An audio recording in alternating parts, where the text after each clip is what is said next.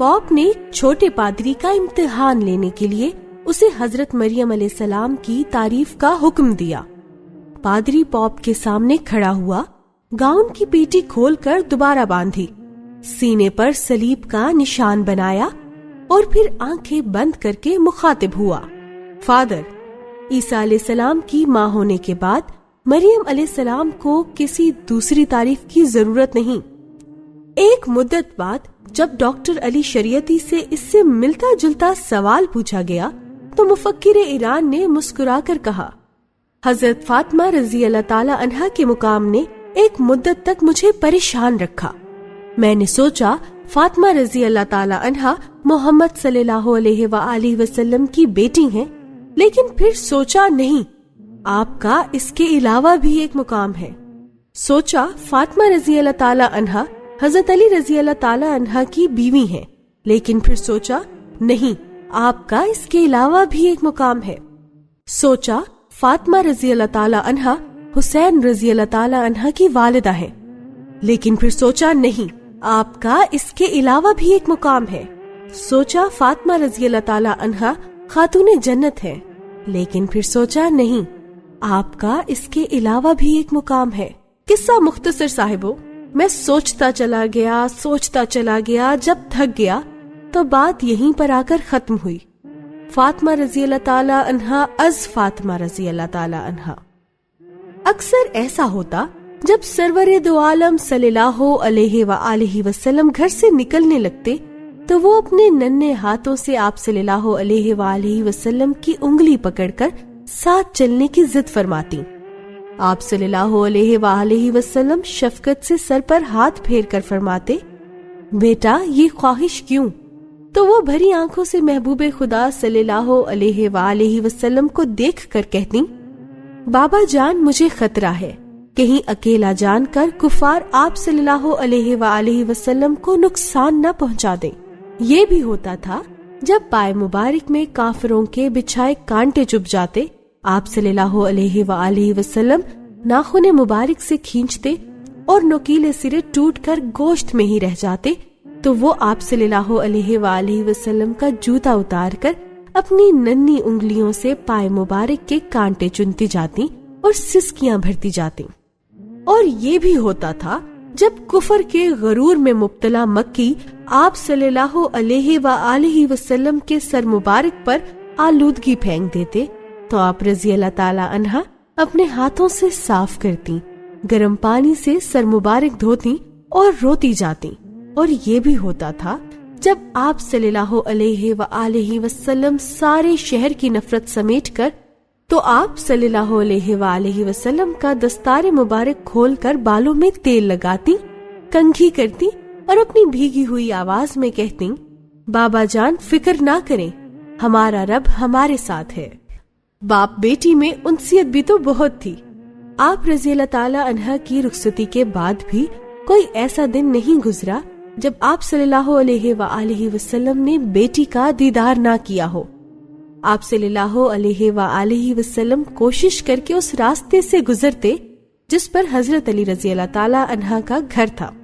جب حضرت فاطمہ رضی اللہ تعالی عنہ کی طبیعت ناساز ہوتی تو محبوب خدا صلی اللہ علیہ وآلہ وسلم بے چین ہو جاتے تھے، اور آپ رضی اللہ تعالی عنہ تھیں بھی تو انوکھی۔ حضرت علی رضی اللہ تعالی عنہ کے گھر میں قدم رکھتے ہی سارے گھر کا کام سنبھال لیا۔ گھر میں جھاڑو دیتی تھیں، کنویں سے پانی لاتی تھیں، جانوروں کو چارہ ڈالتی تھیں، آٹا پیستی تھیں، برتن دھوتی تھیں، کپڑے سیتی تھیں، کھجورے صاف کرتی تھیں اور حضرت علی رضی اللہ تعالی عنہ کے ہتھیار تیز کرتی تھیں۔ جب بہت غربت تھی تو اس وقت بھی حسن رضی اللہ تعالی عنہ اور حسین رضی اللہ تعالی عنہ کو اس شان سے بنا سوار کر گھر سے باہر بھیجتی کہ یوں محسوس ہوتا تھا جیسے یہ دونوں مدینے کے سب سے بڑے رئیس کے بچے ہیں۔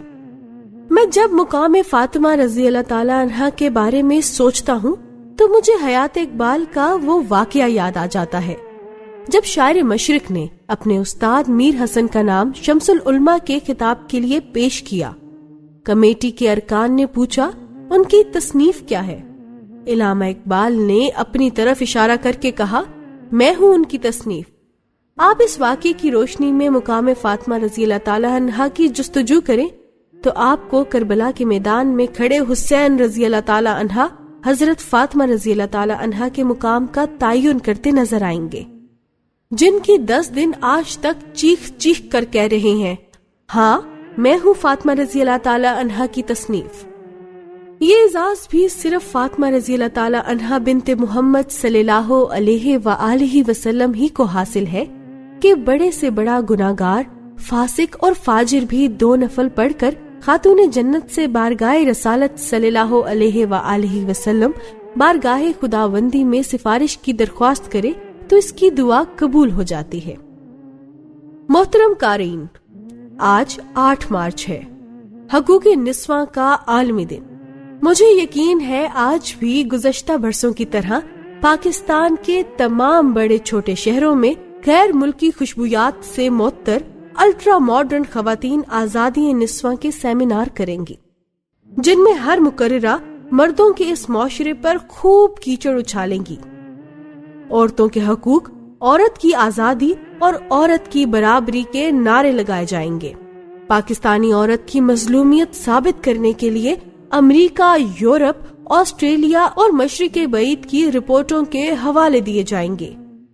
زچگیوں کے دوران مرنے والی خواتین، خامدوں سے پٹنے والی عورتوں اور گھروں سے بھاگنے والی لڑکیوں کی داستانیں سنائی جائیں گی۔ اس ملک جو غربت کے 127ویں نمبر پر ہے، جس کے 6,63,66,000 لوگ غربت کی لکیر سے نیچے زندگی گزار رہے ہیں، کی عورت کا تقابل مس یورپ سے کیا جائے گا۔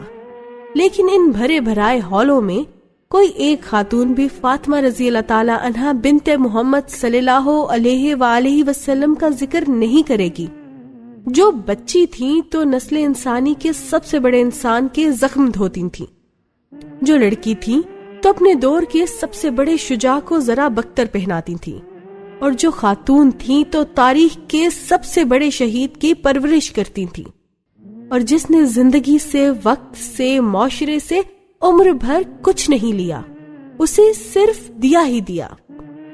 سچ ہے، مردوں کی برتری کے معاشرے میں آج عورت کو وہ مقام حاصل نہیں جو حضرت ابو بکر رضی اللہ تعالی عنہ سے لے کر حضرت علی رضی اللہ تعالی عنہ تک کے ادوار میں حاصل تھا۔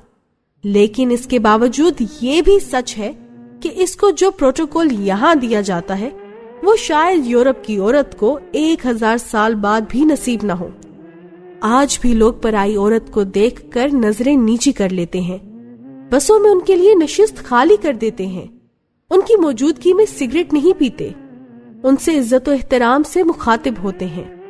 آج بھی لوگ گھر میں بیٹی پیدا ہونے پر شراب چھوڑ دیتے ہیں، جوا اور بری صحبت ترک کر دیتے ہیں۔ آج بھی لفظ بھائی سن کر لوگوں کی آنکھیں جھک جاتی ہیں۔ آج بھی لوگ عورت سے زیادتی پر باہر آ جاتے ہیں۔ آج بھی لوگ ایک زنانہ چیخ پر اپنے ہم جنس کو پیٹتے دیر نہیں لگاتے۔ آج بھی لوگ بیوی کو طلاق دینے اور ماں، بہن اور بیٹی سے تلخ کلامی کرنے والے مرد کو پاس نہیں بیٹھنے دیتے۔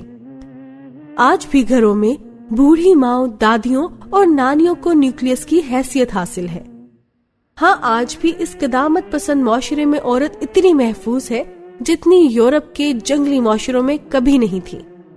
پھر سوچنے کی بات ہے، یہ عورتیں کون ہیں جو اسلام آباد میں بیٹھ کر ان فاطماؤں کے لیے اس یورپ جیسی آزادی طلب کر رہی ہیں جہاں عورت نہیں انڈسٹری ہے، جہاں مرد وراثت میں حصہ داری، ٹیکس اور اخراجات کے ڈر سے پوری زندگی کی صحبت کے بعد بھی عورت کو بیوی کا درجہ نہیں دیتے، جہاں ایک ہی عورت کے 3 بچوں کے رنگ اور ناک نقشے آپس میں نہیں ملتے، جہاں عورت بیٹی، بہن، بیوی اور ماں نہیں، صرف پارٹنر ہے۔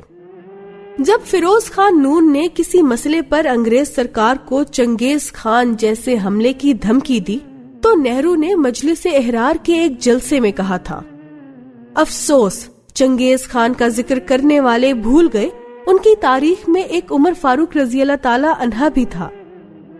ہاں، آج جب یہ چند ناسمجھ خواتین اس مغرب جیسی آزادی طلب کرتی ہیں جس میں اب طلاق، جنس اور ناجائز بچوں کے سوا کچھ نہیں، تو میں سوچتا ہوں افسوس میڈونا اور الزبتھ ٹیلر جیسی زندگی کی خواہش مند عورتیں یہ بھول گئیں، ان کی تاریخ میں ایک فاطمہ رضی اللہ تعالی عنہا بھی تھی، اصلی اور سچی عورت۔